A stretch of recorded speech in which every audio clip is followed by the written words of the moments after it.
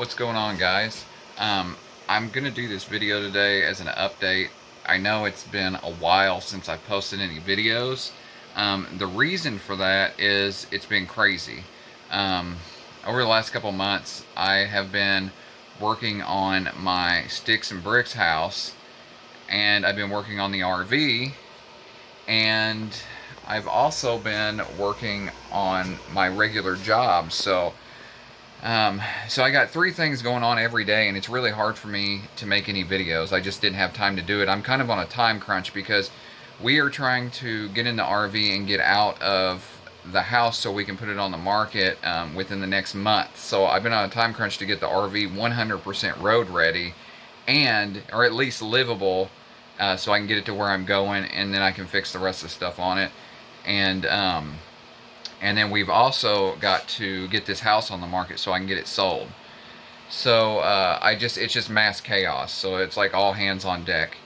Unfortunately, I still have to work, and because I have an hourly job, I work, and trying in my spare time to also do the RV stuff, the house stuff, and so on. So that's the reason I haven't made any videos.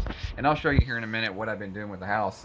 Everything is a wreck right now. It looks like a junkyard at my house, between stuff that I've been renovating on the RV and stuff that I've been renovating on the house. Alright guys, you can clearly see how messy the inside of the RV is right now. It's a nightmare. Just doing a little walkthrough. One thing that I do have in is I have the new flooring in. This is LVT I put down in here, and then I have the rubberized flooring up here, and I actually do have the cockpit completely back together. I know you guys did not see that. I didn't make a video on this. I just didn't get to. Like I said, I didn't have the time to do the video, but I did redo everything up here. And I can show you before and after pictures of what it all looked like.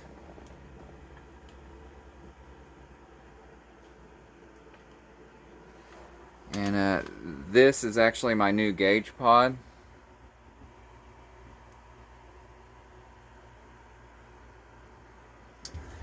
Because the vehicle really didn't have, if you look at the factory gauge cluster, it doesn't have much in the way of like real gauges. But this is all redone. I did it all myself. I coated this in bed liner. I actually cut a new clear cover because this had a crack in it, and I made it all from scratch. If you notice down here on the floor, if you remember from some of the other videos, there was a tile floor in here just like that's in the bathroom right now.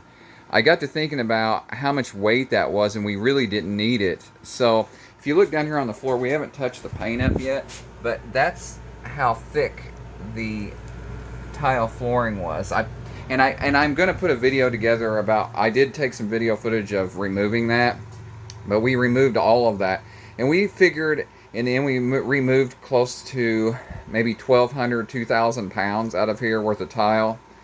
I did get the water on in here, which was a big thing. I had not tested the water system at all since we got it home. We did have some leaks though. So what I ended up doing, I decided if we got a couple leaks, there's probably going to be more issues down the road.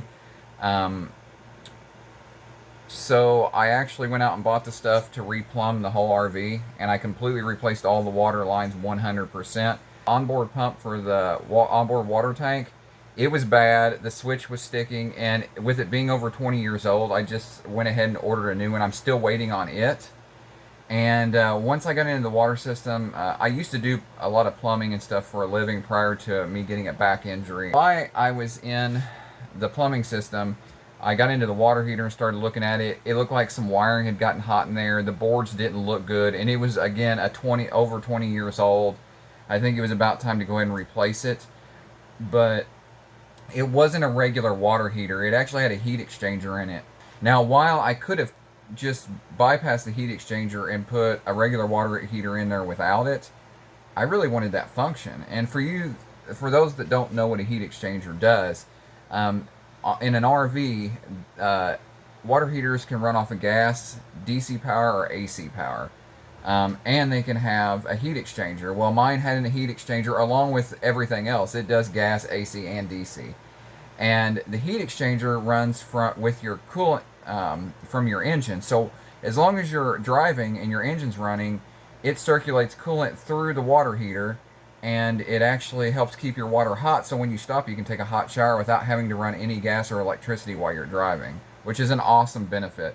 So I decided to go ahead and keep that function. Well, I had to special order the water heater because they don't make it anymore. So they have a newer version of it, and I had to special order it, so I'm waiting on that. Alright, all this mess right here, this is where the water heater was at. I just built in a bypass for now so I could do pressure testing on it. But if you look down here, I'll show you real quick. That inlet there, this is the water heater right here from the back side. That inlet there and this one here, they had antifreeze. These are coolant lines from the engine. And so basically your coolant goes in, circulates through a coil inside of there, comes back out, and it helps, and that coil gets hot just like your heater core in your car, and it helps heat the water inside that tank. So I'm waiting on that, but I redid everything with PEX. I'm not going to go into a lot of detail on this. I'll just tell you I've got another video coming that will show me installing the new water heater, and I will show you how I used, this is called PEX A. There's several different types of PEX. This is PEX A. It's an expandable PEX, and I have the electric tool that actually expands it and everything. I'll show you how to do that, and I will do a video on replacing this water heater. The other things that I've done, like I said, I went through and I replaced all the plumbing, so I don't have to worry about any leaks or anything. And other than that, I think everything else, other than the flooring, I got the flooring in the bedroom. I haven't trimmed anything in. The big thing was getting the cockpit all back together so I can drive it, and I did a lot of engine work.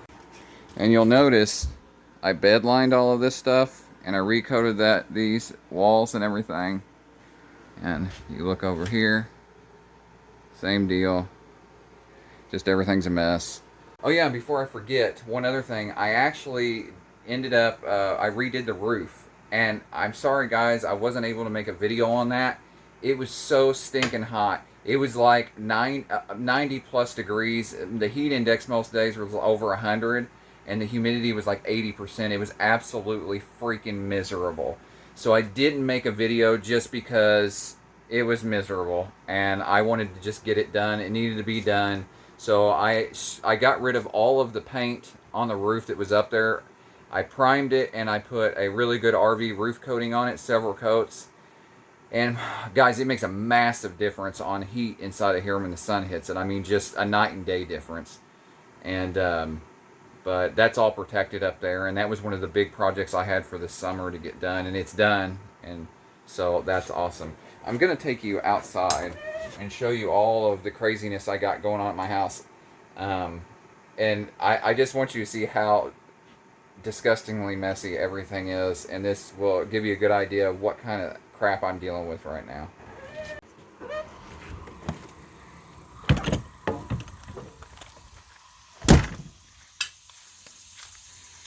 I've got the side of my RV taped up right now. I'm waiting for the water heater. And if you see there, that's all the plumbing I pulled out of the RV, the old PEX. And redid it. And well, you can see all the construction material and debris inside of my carport. My roof is nice and white now. It has the nice new roof coating on it, and which is a really good peace of mind. Everything's recaulked, resealed. One other thing we had to do, and this is a mess right now, but I had to relaminate this. I made a small video, but I just haven't put it out yet. I will. I had to relaminate this, pull these windows out. Now, I did have the windows redone too. That's something else I didn't tell you guys. I had new windows. I pulled these out and had them reglassed, and they put tinted glass in them, and they're just single pane laminated windows to replace the ones with broken seals in them that were fogging up. And but I had to remove, I actually pulled this all the way off, and I relaminated a new piece of Luan on the back side of this. So this was all rotted out before. It's no longer. It's all re-insulated, resealed. We don't have to worry about it anymore. The only thing I don't like is that when I was doing it, I had plastic down, but I've gotten some resin on the side of this, and I'm gonna have to take some time to try and get that off. Somehow it still made it onto it. I'm not really sure how. I've had to do all this work to my property. It's gonna be going on the market here pretty soon. I had to have new sidewalks poured, planted new grass.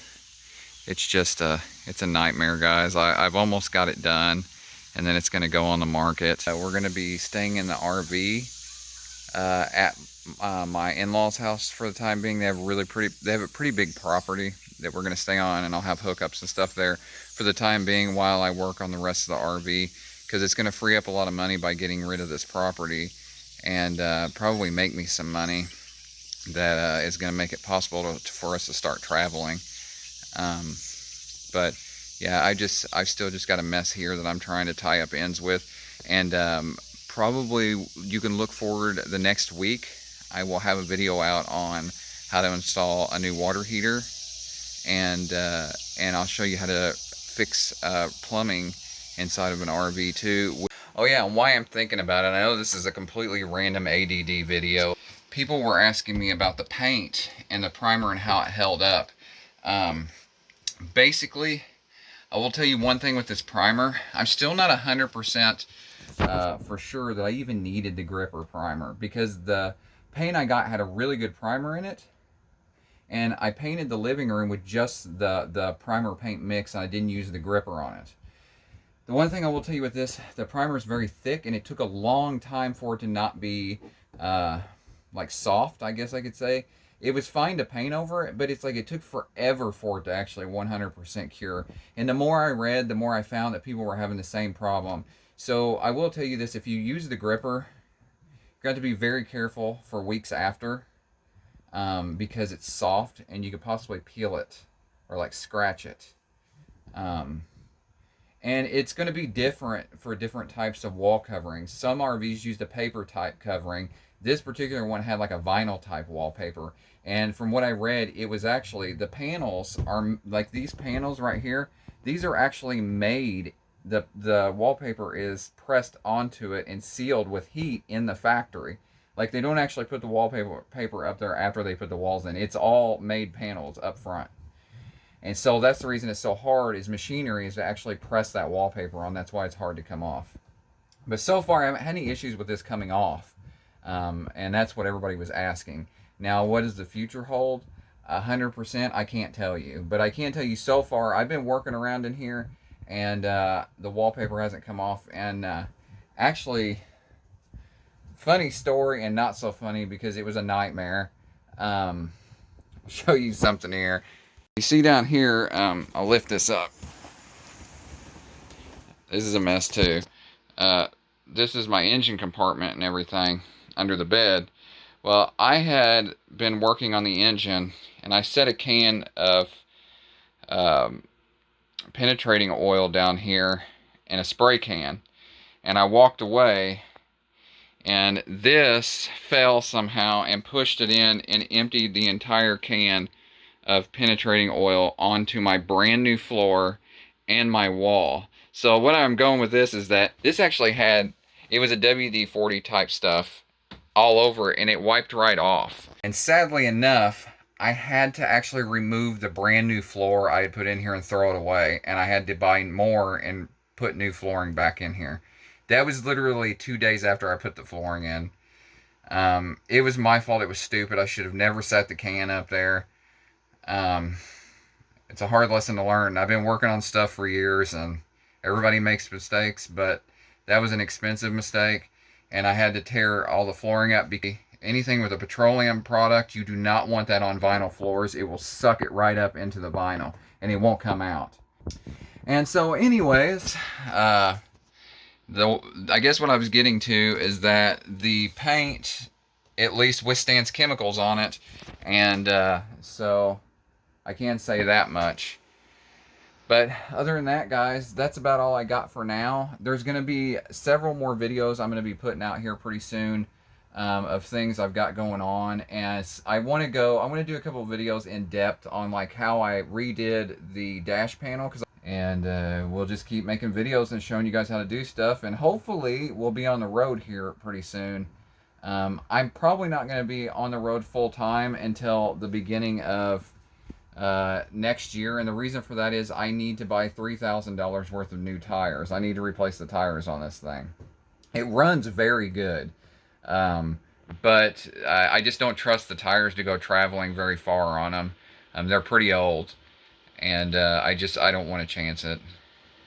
But that's it for now, guys. I just wanted to do an update, let you know I'm still alive, still kicking, and we'll have more videos that will be coming out for the people who subscribed and enjoy my content.